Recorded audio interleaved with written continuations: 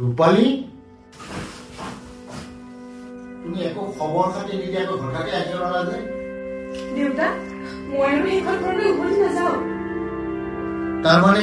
তুমি ৰাজৰ লগত কাজিয়া কৰি আহিছা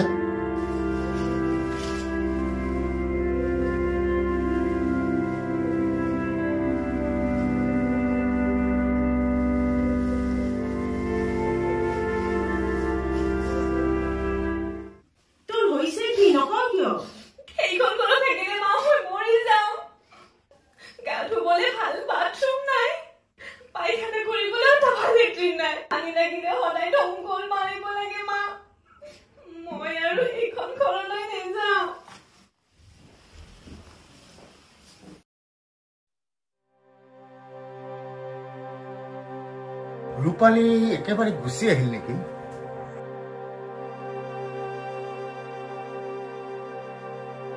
লৰাজনটো বেশ ভদ্ৰ শিক্ষিত লৰা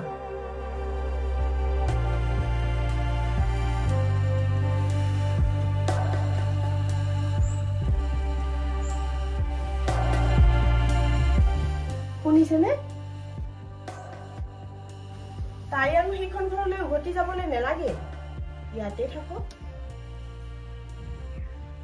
কোনোবা এজন মোলামোলা তাইক বিয়া কৰাবলৈ তাই বাহিৰত আমাৰনো আছে কোন তাইক ইয়াতে থাকিব দিয়ক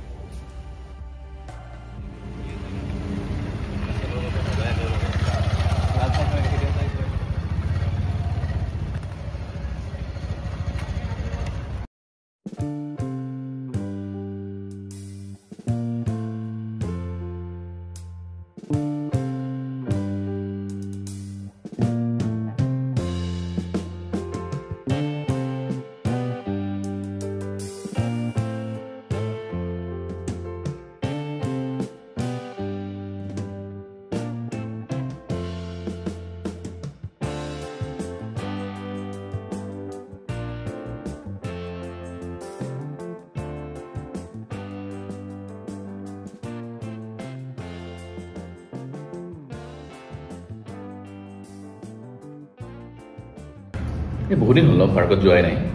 আজিতো সানডে হয় কোন আছে পাৰ্কলৈ যাওঁ এবাৰ পাৰি কিন্তু কোনো কিন্তু নাই আজি সানডে মোৰ অফিচ বন্ধ গতিকে আজি ৰবিবাৰ পাৰ্কত মানুহ বহুত হ'ব তই কি কথা মানে মানুহ দেখিলে ভয় কৰা তুমি নহয় মানে কোনো মানে নাই আজি সন্ধিয়া 4:30 মই আহিম আৰু তোমাক লৈ যাম তাত কোনো বাহানা নচলিব অফিচৰে কথা তোমাক ছোৱালী মানুহ ন নিজে দেখো কৰিব নোৱাৰা একো ক'বও নোৱাৰা এটা কাম কৰিম দিয়া দেউতাক মই নিজে কওঁ মই ফোন কৰিলে কম হ'ব মই তোমাক লৈ যাম তাৰপিছত তাততো কোনো প্ৰব্লেম নাই নাই নালাগে এতিয়া মোৰ দায়িত্ব মই সম্পূৰ্ণ নিজে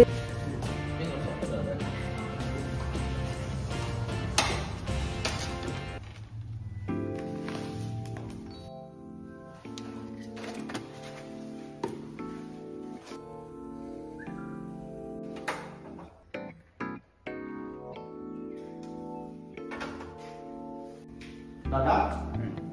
সাহা কোৱা দাদা নবৌ ঘৰলৈ যোৱা বহুত দিনেই হ'ল এবাৰ নবৌৰ খবৰ ল'ব লাগিছিলে নেকি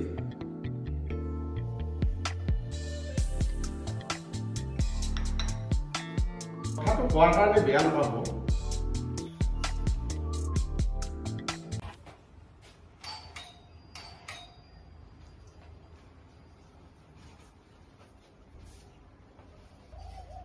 হিন্দীও দেখো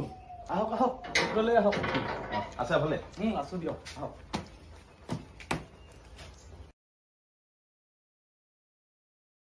ঘৰত কোনো নাই নেকি নাই আন্টি আংকুলতো অফিচত গৈছে আচ্ছা ঠিক আছে রূপালী ঘৰত নাই নেকি আছে কিন্তু আপুনি বহক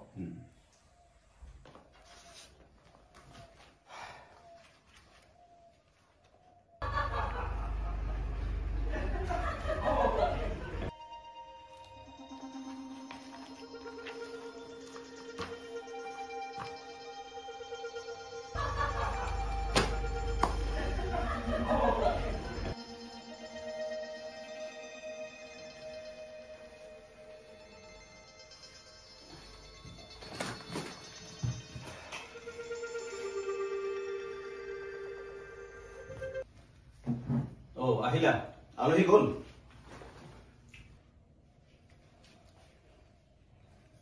এইবোৰ কি এইবোৰ এতিয়া মই নিজৰ বাগানতে সৃষ্টি কৰিছো হেয়ে তোমাৰ বাবে মই কিছু তৰি তৰকাৰী লৈ আহিছো মই শাক পাচলি তৰি তৰকাৰী কমকে খাওঁ তদুপৰি বজাৰখন আমাৰ ঘৰৰ পৰা বেছি দূৰত নহয় গতিকে মোৰ বাবে চিন্তা কৰাৰ কোনো প্ৰয়োজন নাই বৰ্তমান ইয়াত যেনেকৈ আছো বহুত সুখত আছো ৰূপালী ঘৰৰ সকলো কামেই মই সমাধা কৰিছো লেট্ৰিন বাথৰুম সুইচ টিপিলে পানী তুমি মোৰ ঘৰত এতিয়া একো কষ্টই নপোৱা তোমাক মই ঘৰলৈ লৈ যাম বুলি আহিছো হয় একোৱে চিন্তা কৰা নাই তোৰ স্মৃতিবোৰ পাহৰি যাবলৈহে চেষ্টা কৰি আছো কিন্তু ৰূপালী মই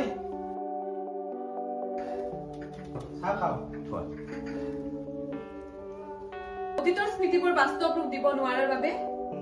সপোনবোৰ কালৰ সৈতে উটুৱাই লৈ গৈছে আৰু মই অতীতৰ স্মৃতিবোৰ বাস্তৱ ৰূপ দিয়াৰ বাবেহে তোমাৰ ওচৰলৈ আহিছো অসম্ভৱ এটা কথা মনত ৰাখিবা আগলৈ মোক বিচাৰি মোৰ ঘৰলৈ নাহিলেই মই ভাল পাম তুমি কথাটো কেনেদৰে লৈছা মই নাজানো ভাবিছিলো আবেগৰ বশৱৰ্তী হৈ যি কৰিছিলা সকলোবোৰ বাদ দি নতুন জীৱন আৰম্ভ কৰাৰ বাবে পৰিৱৰ্তন হৈছে কিন্তু নতুন জীৱন আৰম্ভ কৰাৰ বাবে চেষ্টাহে চলাই আছো মই কিন্তু এই নতুন জীৱন গঢ়িবলৈ যি চেষ্টা চলাই আছো তোমাৰ সৈতে নহয় ৰূপালী তাৰ মানে তুমি এতিয়া যাব পাৰা লিভ মি এলন ঠিক আছে মই এতিয়া যাওঁ কিন্তু যোৱাৰ আগতে তোমাক এটা কথাই কৈ যাওঁ কাৰোবাৰ সৈতে নতুনকৈ যদি সংসাৰ পাতি তোমাৰ ভৱিষ্যত জীৱন সুন্দৰ হয় মধুৰ হয় মোৰ ফালৰ পৰা সদায় শুভেচ্ছা থাকিব আৰু যদি নোৱাৰা মোৰ তালৈ উভতি আহিবা মই তোমাৰ কাৰণে চিৰদিন অপেক্ষা কৰি থাকিম আহিছো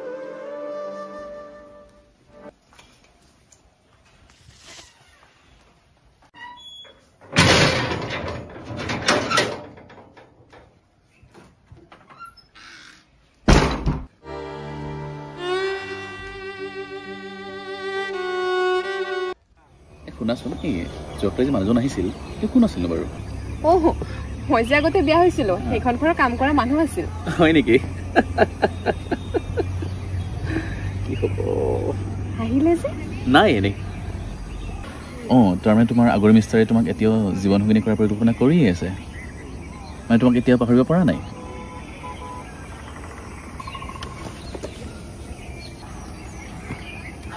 বাৰু একো নাই যি হ'ল হ'ল বোলে যাওঁ এতিয়া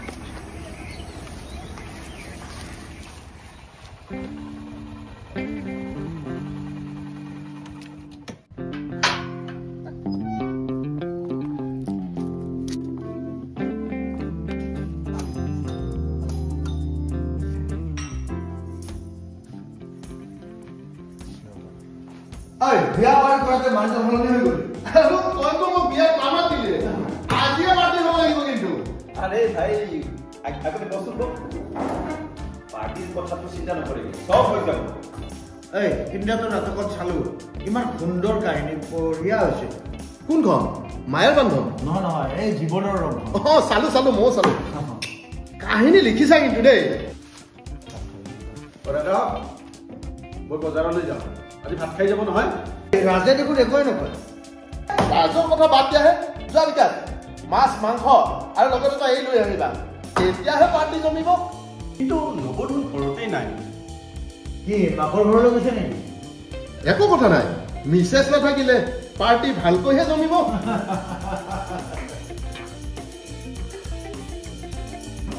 মই বজাৰলৈ যাওঁ আপোনালোক বহক মিছেছৰ কিবা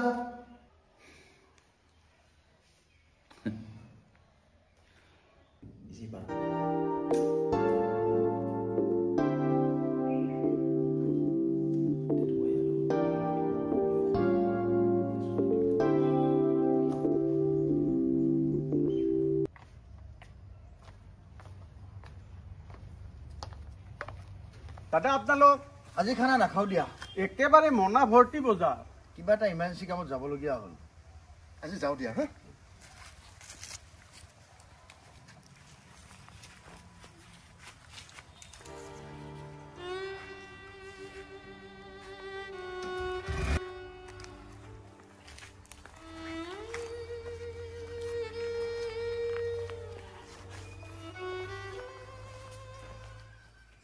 দিন যোৱাৰ লগে লগে প্ৰকৃতিয়ে ৰূপ সলোৱাৰ দৰে ৰাজেও ৰূপ সলালে। যি ৰাজে অতীত জীৱন দুখৰ চকুলো আৰু নিৰবিচ্ছিন্ন অন্তবেদনাৰে জৰ্জৰিত বুকুখনত এটা শিল বান্ধি ঘূৰি ফুৰিছিল যেতিয়া ঘৈণীয়েক পিতৃগৃহলৈ গুচি গৈছিল। ঘৈণীয়েকৰ কটু কথা শুনাৰ পিছতো অকল ধৈৰ্য আৰু সময়ৰ উপযুক্ত ক্ষণৰ বাবে ৰৈ ৰৈ নিজকে প্ৰতিষ্ঠা কৰিবলৈ প্ৰতিটো ক্ষণে ক্ষণে অহৰহ চেষ্টা চলাই গৈছিল সেই ৰাজ এতিয়া কবি, সাহিত্যিক, ঔপন্যাসিক, নাট্যকাৰ। শিপিনী ৰূপালী আত্মঅহংকাৰত বলীয়া হৈ নিজৰ স্থিতিত অলৰ অচল অমেনৰ সৈতে হিয়া দিয়া নিয়াত ব্যস্ত। কিন্তু এদিন অমেন গুচি গ'ল। ৰূপালীয়ে বহু দিনে নিশাই অমেনৰ সৈতে যোগাযোগ কৰিবলৈ চেষ্টা কৰিলে।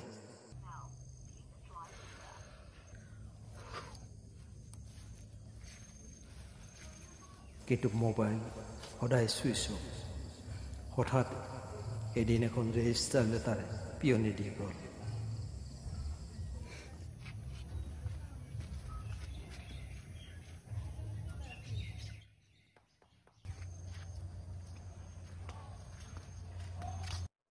এয়া দেখোন অমেনৰ হাতৰ আখৰ। নিশ্চয় কিবা অসুবিধাৰ কাৰণে হয়তো মোৰলৈ ফোন কৰিব পৰা নাই, হয়তো মোবাইলো হেৰাব পাৰে। ফোন নম্বৰটো চাগে মুখস্থই নাই মোৰ, সেয়ে ৰেজিষ্টাৰ লেটাৰ পঠাইছে।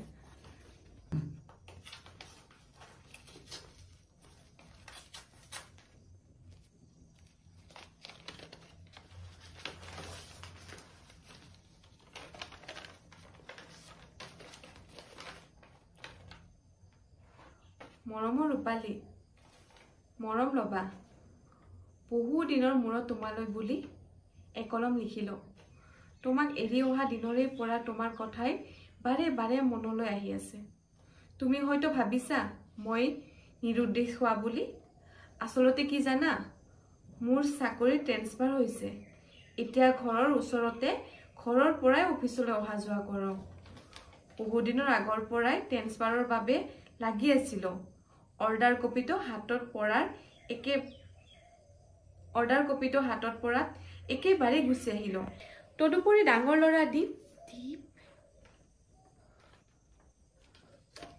এইবাৰ মেট্ৰিক পাছ কৰি এডমিশ্যন দিয়া হ'ল, তাতেই ব্যস্ত আছিলোঁ। তাৰমানে হোমেনে মোৰ লগত ইমানদিনে অভিনয় কৰি আছিল। ল'ৰা মেট্ৰিক পাছ কৰিলে, অথচ তেওঁ সংসাৰৰ বিষয়ে মোক একোৱে জনোৱা নাছিলে।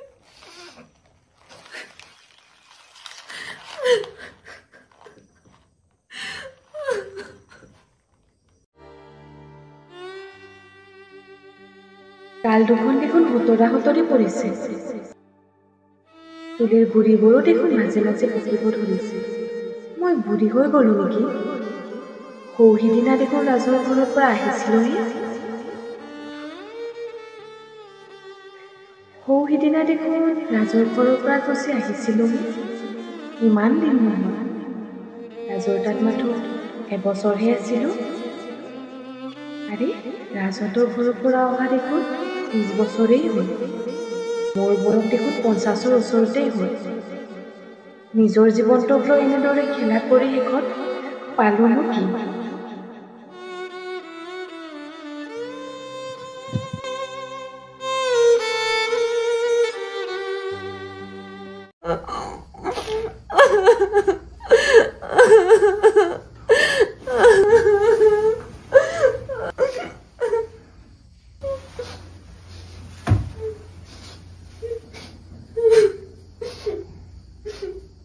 কাৰোবাৰ সৈতে মিলি যদি নতুনকৈ সংসাৰ পাতিলে তোমাৰ ভৱিষ্যত জীৱন সুখৰ হয়, সুন্দৰ হয়। মোৰ শুভেচ্ছা সদায় থাকে। কিন্তু যদি নোৱাৰা, মোৰ তালৈ তুমি উভতি আহিবা। মই তোমাৰ বাবে অপেক্ষা কৰি থাকিম।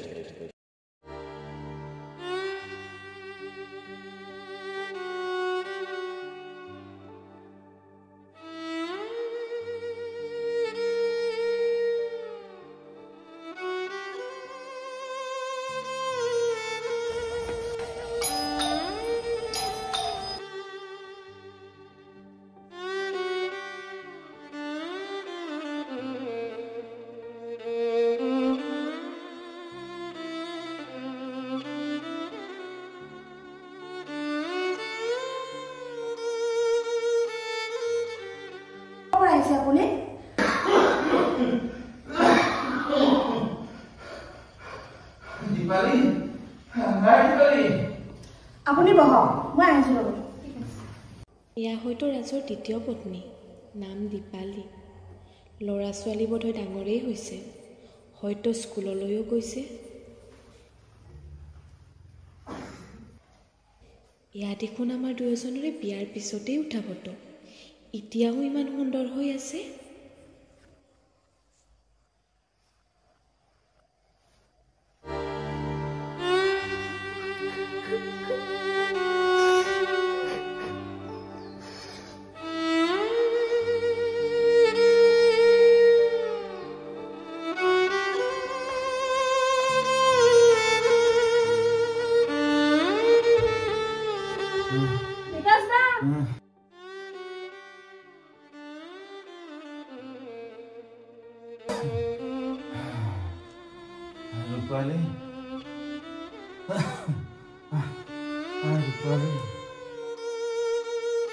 কাম কৰা একেইটা তৎক্ষণাত গৈ লৈ আহা তুমি অলপ বাহিৰত আছা তুমি আহা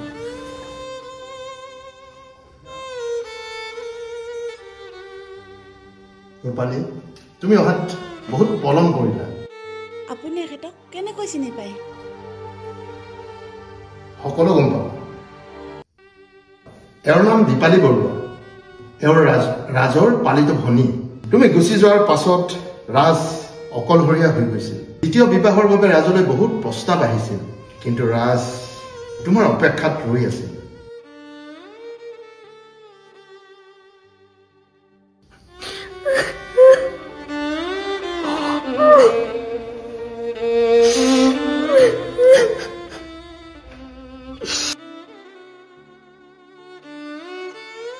এই দীপালী ৰাজৰ পিয়ে হিচাপে থাকি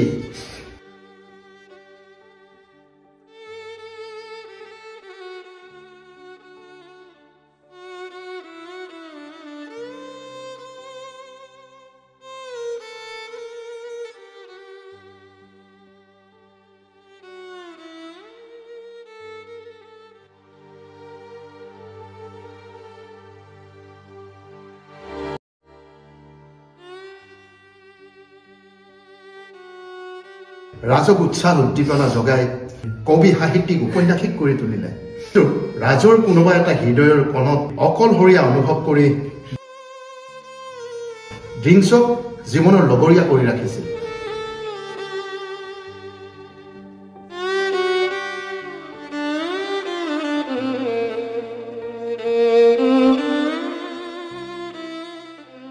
শেষলৈ ড্ৰিংকছ নকৰিলে ৰাজ উঠিব নোৱাৰা হৈছিল তাৰ মানে এয়া ৰাজৰ পত্নী ৰূপালী এয়াই ৰাজৰ পত্নী ৰূপালী ৰাজৰ ড্ৰিংকছ নকৰিলে হাত ভৰিবোৰ ঠক ঠককে কঁপিছিল কিন্তু আজি সেই ৰাজ হৈ থকা নাই মোৰ এই ফুলৰ বাবে ৰাজ আজি সজ্জাগত বন্ধুৰ প্ৰতি থকা বন্ধুত্বৰ এনাজৰীৰে ইমান দিনে বান্ধি ৰাখিছিল মোৰ ট্ৰেন্সফাৰৰ অৰ্ডাৰ অহাৰ পিছতো মই অৰ্ডাৰ ষ্টে কৰি ৰাখিছিলোঁ নহ'লে আজি এই মুহূৰ্তখিনিত মিলিত হ'ব নোৱাৰিলোহেঁতেন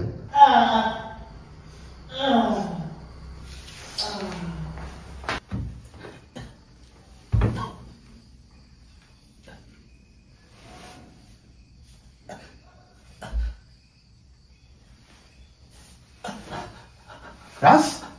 হে ৰাজ ৰাজ ৰাজ গুচি গ'ল ইয়াৰ ঔষধৰ একো প্ৰয়োজন নাই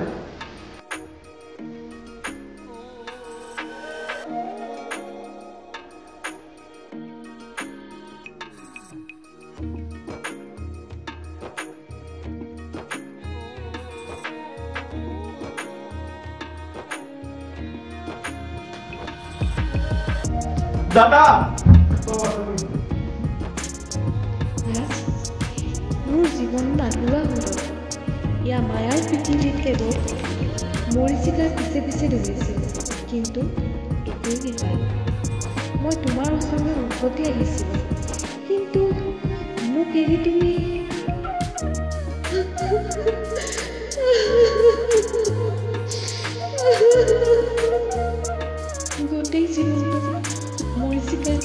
ধৰিছিল কিন্তু আশাৰ সপোনবোৰ দেখোন সপোন হৈয়ে গ'ল